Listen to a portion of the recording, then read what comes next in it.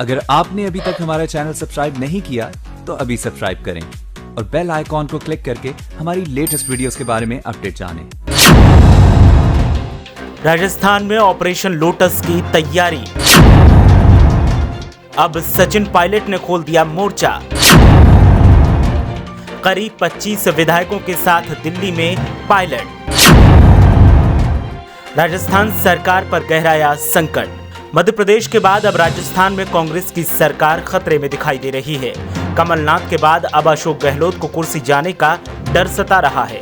इस बीच बीजेपी सक्रिय दिख रही है और ज्योतिरादित्य सिंधिया की तरह सचिन पायलट राजस्थान में गहलोत सरकार के खिलाफ मुखर होकर बगावत कर रहे हैं।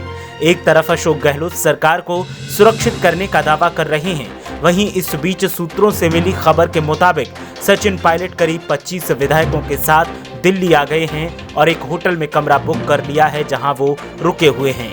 इस बीच सबसे बड़ा सवाल इस बात का है कि क्या कांग्रेस का दामन ज्योतिरादित्य सिंधिया के बाद सचिन पायलट छोड़ने वाले हैं और क्या राजस्थान में सत्ता परिवर्तन होने वाला है।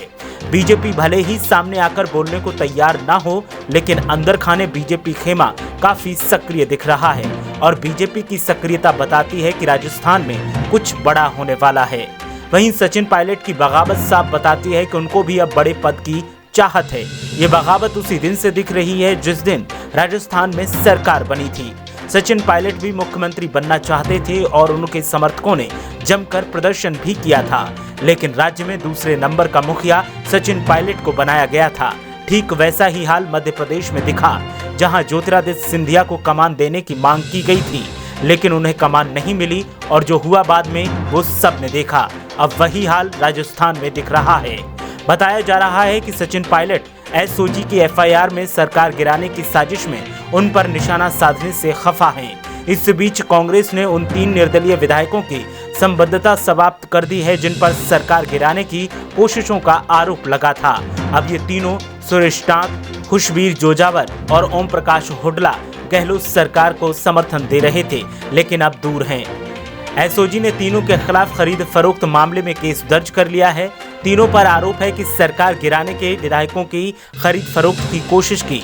इस बीच शनिवार देर रात मुख्यमंत्री अशोक गहलोत को कई विधायकों और मंत्रियों ने समर्थन पत्र सौंपे और गहलोत के नेतृत्व पर भरोसा जताया। देर रात राजस्थान की सीमा भी सील कर दी गई है। बिना पास राजस्थान से बाहर जाने की इजाजत नहीं है।